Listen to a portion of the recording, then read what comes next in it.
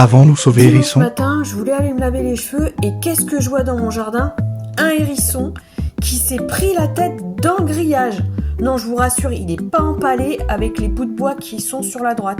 Il est juste coincé entre les deux grillages. Mais il est énorme. Comment il a pu passer la tête? Et en fait, il ne peut pas la sortir. Je vais essayer de casser la grille, une barre de la grille, pour essayer de faire quelque chose. Je sais pas, il faut que je téléphone à plein de copines qu'elles viennent m'aider. J'ai plein d'idées dans la tête, mais je sais vraiment pas comment m'en sortir. Je pense que là, vous voyez, il est tout recroquevillé sur lui. J'ai mis des pierres pour que ces grosses papates, il puisse les poser dessus pour se reposer. Il a la tête en bas. Ça sert pas à grand chose. La grille, j'ai pas réussi à la casser. Du coup, faut vraiment que j'appelle mes amis qu'elles viennent m'aider parce que là, ça devient hyper urgent. Je sais pas depuis combien de temps. Il a la tête coincée dans le grillage.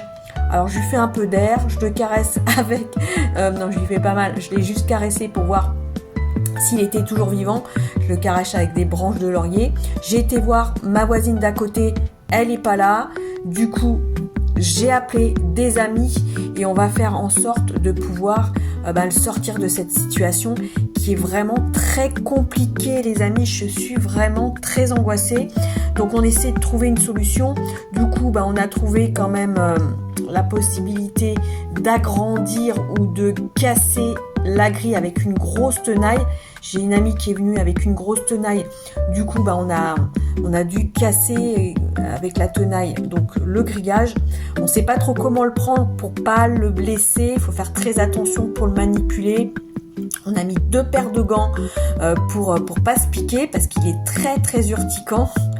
Voilà, et comme vous pouvez le voir là, on tâtonne, on ne sait pas trop comment le prendre. C'est très délicat. Du coup, on va défaire les bouts de bois qui sont autour de lui. On va enlever les liens par rapport aux bouts de bois qui sont tout autour de lui. Voilà, c'est des petites barricades que je fais parce que je suis un peu débile et puis que je mets des barricades un petit peu partout parce que j'ai peur des bêtes. Et du coup, on enlève les tenailles. On va quand même essayer d'enlever les liens avec une tenaille. On va essayer d'enlever les liens pour enlever les petits bouts de bois qui sont tout autour de lui, les petites barrières que j'avais positionnées. Voilà, pour je ne sais quelle raison, mais ne cherchez pas à comprendre, voilà, c'est comme ça. Du coup, voilà, on arrive quand même à enlever et les petites barrières et avec la barrière, on l'enlève délicatement et c'est là qu'on va pouvoir sortir le gros pépère hérisson. Ça y est, il est sorti, ça y est, on l'a. Bravo, merci beaucoup.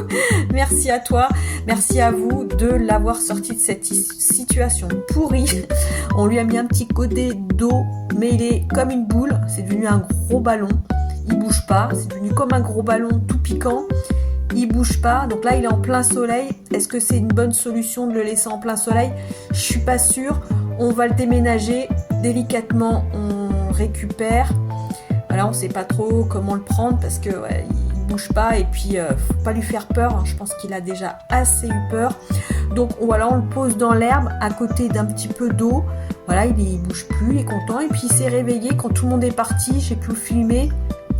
Il s'est réveillé et puis le revoilà parti gambader dans le jardin. Donc ça se balade, ça se promène, il est tout content, il est rassuré, tout va bien. Voilà, il passe au milieu de mes fougères, vous allez voir. Ah vas-y, casse mes fougères, c'est très fragile mais c'est pas grave, on lui pardonne parce qu'il a eu très peur et puis qu'on peut tout lui pardonner. Voilà, et puis il sait pas trop où il va aller, là il va sur un mur. Voilà, pourquoi tu vas sur un mur, je ne sais pas.